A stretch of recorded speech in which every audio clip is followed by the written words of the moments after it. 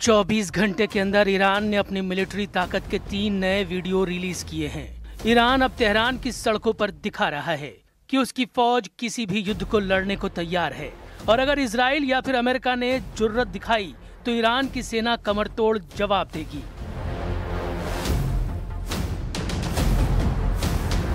यह है ईरान की बसीज फोर्स। इस फोर्स में फौजी नहीं आम लोगों में से भर्ती की जाती है और इस वक्त बसीज फोर्स को एक्टिव करने का मतलब है कि ईरान एक बड़े युद्ध की तैयारी में लग चुका है।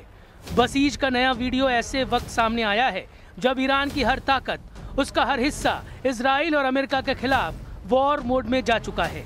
24 घंटे के अंदर ईरान के 3 कमांडरों ने अमेरिका और इजराइल को बहुत बड़ी धमकी दे दी है। ईरान में ऑपरेशन रूम के नए commander major general Ali Abdullahi ने डराने वाला बयान दिया है।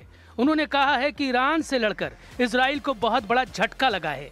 ईरान में ब्रिगेडियर जनरल अली जहान शाही ने कहा है कि इजराइल की सेना पूरी तरह फेल साबित हुई है। ईरान की मिसाइल पावर पूरी तरह से सुरक्षित है और लॉन्च होने को तैयार है। ईरान में army chief major general Amir हत्तामी ने कहा है कि फारस की खाड़ी में ईरान की मर्जी के बगैर कोई हरकत मुमकिन नहीं और खाड़ी से बाहरी देशों की सेनाओं को हटना पड़ेगा। ये तीनों कमांडर बता रहे हैं कि ईरान इस वक्त युद्ध के लिए पूरी तरह तैयार है। ईरान ने अपने सबसे बड़े दुश्मन यानी इजराइल और अमेरिका को डराने के लिए अपने 3 बड़े कमांडरों को उतार दिया है। ये तीनों कमांडर दावा कर रहे हैं कि अगला युद्ध हुआ तो अमेरिका और इजराइल बहुत ज्यादा पछताएंगे। हारमुज वाले समुद्री गलियारे में ईरान ने अपनी मिलिट्री ताकत दिखाने के लिए 2 जंगी जहाज उतार दिए हैं।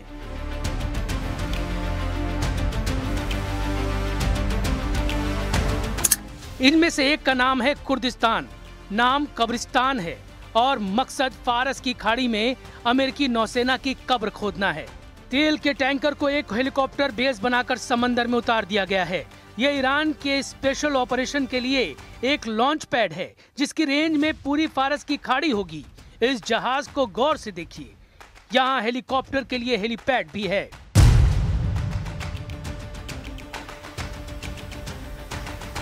आसपास दुश्मन के जहाजों पर अटैक के लिए इस पर एंटी शिप मिसाइल भी तैनात कर दी गई है जिससे दुश्मन जहाजों को टारगेट किया जा सकता है। इसमें एयर डिफेंस मिसाइल भी लगाई गई है ताकि दुश्मन के हवाई हमले को नाकाम किया जा सके। कुल मिलाकर ये युद्ध लड़ने के लिए एक कंप्लीट पैकेज है। अब देखिए ईरान का सहद डिस्ट्रॉयर जो अब मरम्मत के बाद दोबारा नौसेना में शामिल किया गया है। यानी अपने समंदर में ईरान को काबू में करना आसान नहीं होगा। ये गारंटी खमेनेई की नौसेना बार बार दे रही है। इस जहाज को फिर से कमीशन करने के लिए पहुंचे ईरान में army chief major general Amir Hatami.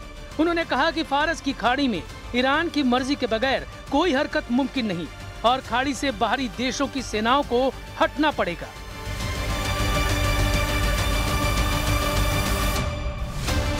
Israel और अमेरिका से लगातार धमकियों के बीच पश्चिम एशिया में एक और युद्ध का खतरा लगातार बना हुआ है। ईरान पर कब किस वक्त अगला हमला होगा ये बात सिर्फ और सिर्फ नेतन्याहू या फिर डोनाल्ड ट्रंप जानते हैं। 13 जून को ईरान पर हुए हमले को ट्रंप ने पहले सिर्फ इजराइल की हरकत बताया था, लेकिन बाद में उन्होंने कबूला कि ईरान पर लॉन्च किया गया अटैक मिशन इजराइल का एक्शन था, लेकिन इस एक्शन के इंचार्ज वो खुद थे। ऐसे में ट्रंप और नेतन्याहू दोनों पर भरोसा करना ईरान के लिए बहुत मुश्किल है।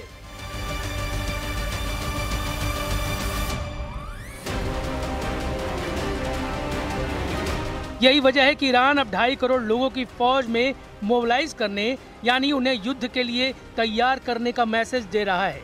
अगर इस बार ईरान और अमेरिका या फिर इजराइल के बीच जंग हुई तो समझ लीजिए कि गाजा और लेबनान के साथ यूक्रेन का युद्ध भी छोटा और मामूली नजर आएगा, क्योंकि अगर ईरान इस ताकत के साथ लड़ा तो या फिर ईरान बचेगा या फिर उसके दुश्मन।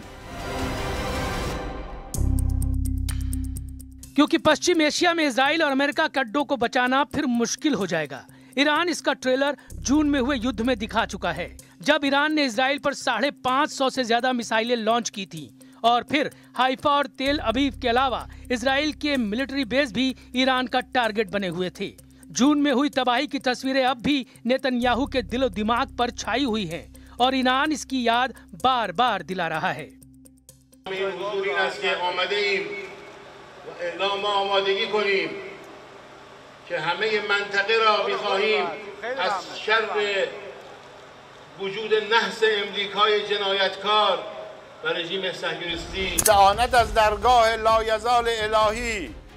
ईरान में बसीज फोर्स को एक्टिव करके बता दिया गया है कि वो न सिर्फ समंदर और आसमान से अटैक करने के लिए तैयार है, बल्कि जमीन पर भी उसके लड़ाके लैस किए जा चुके हैं। ईरान अपनी मिलिट्री पावर के वीडियो लगातार दिखा रहा है। जाहिर है इस फोर्स का टारगेट सिर्फ और सिर्फ नेतन्याहू और ट्रंप के दिमाग में ऐसा दबाव भर देना है जिसके बाद युद्ध का लॉन्च बटन दबाने से पहले वो 100 बार सोचें। ईरान की आबादी करीब 9 करोड़ है और इसमें से 2.5 करोड़ लोग बसीज फोर्स के सदस्य हैं। इसमें महिलाएं भी बड़ी तादाद में शामिल हैं। बसीज में 60,000 सैनिकों को 24 घंटे के नोटिस पर तैनात करने के लिए तैयार किया जा सकता है। बसीज फोर्स का कमांडर ही अमेरिका और इजराइल की दहशत डबल कर सकता है, जिसे कहा जा रहा है ईरान का सुलेमानी नंबर 2, क्योंकि इसका नाम ब्रिगेडियर जनरल गुलाम रेजा सुलेमानी है। बसीज फोर्स खाड़ी देशों में अमेरिका के एक छत्र राज और नेतन्याहू के ग्रेटर इजराइल वाले प्रोजेक्ट के लिए बड़ा खतरा मानी जाती है। इसे समझने के लिए खमैनी के इस इमरजेंसी फोर्स को बहुत गहराई से समझने की जरूरत है, क्योंकि खमैनी बसीज फोर्स को तभी एक्टिव करते हैं जब ईरान पर खतरा बहुत ज्यादा होता है और ईरान के दुश्मन उस पर हावी होने लगते हैं।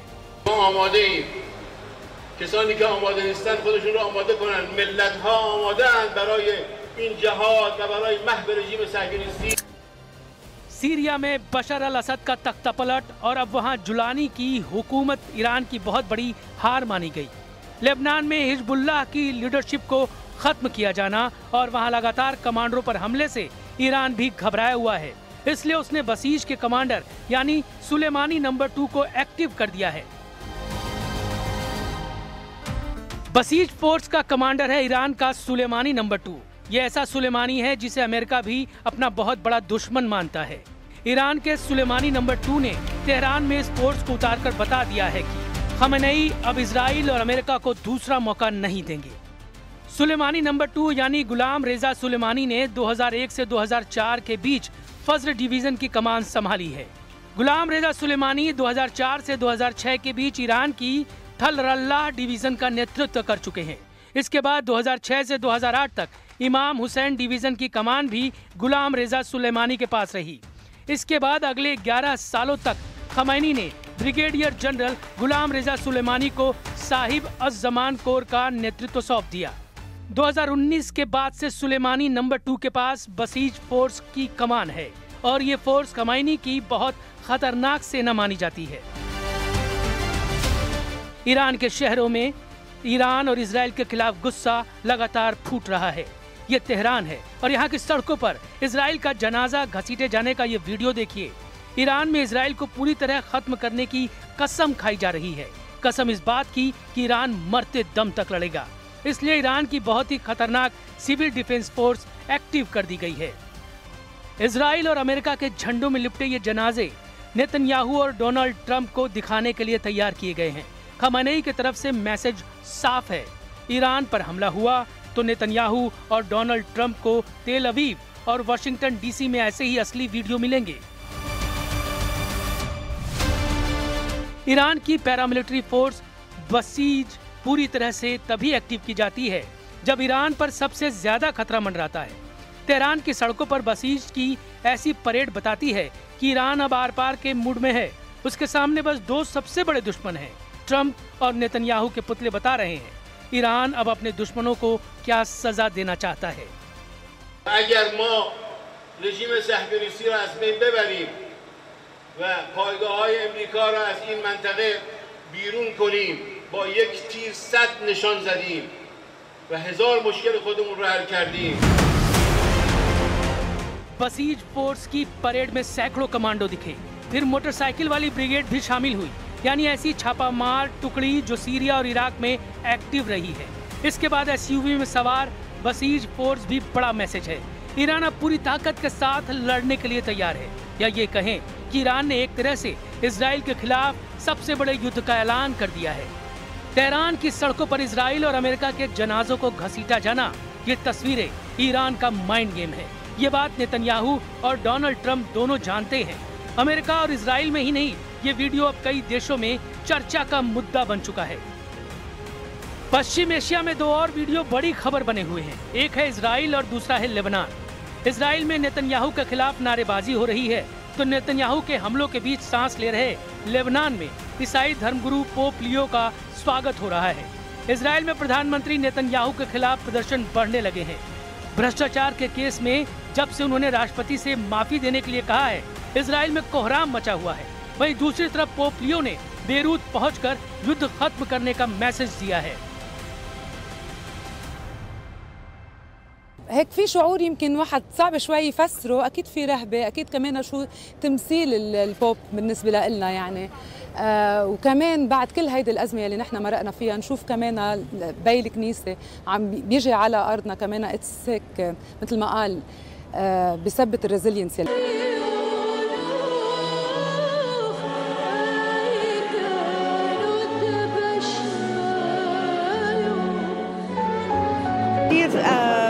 ممنونة ومشكورة للبوب إنه إجا على لبنان وأعطانا دعم للمسيحية بالمنطقة كلها وللبنانية وللبنان الجرحى كتير. लेबनान और इजराइल के बीच युद्ध भी किसी वक्त शुरू हो सकता है। अगर ऐसा हुआ तो समझ लीजिए कि इजराइल का मकसद पूरी तरह लेबनान को गाजा बनाने का होगा, जबकि ईरान की कोशिश होगी कि किसी भी तरह हिजबुल्लाह की बची हुई ताकत को बचा लिया जाए। इसलिए लेबनान के साथ साथ इजराइल में ईरान के साथ युद्ध का भी सायरन लगातार बज रहा है।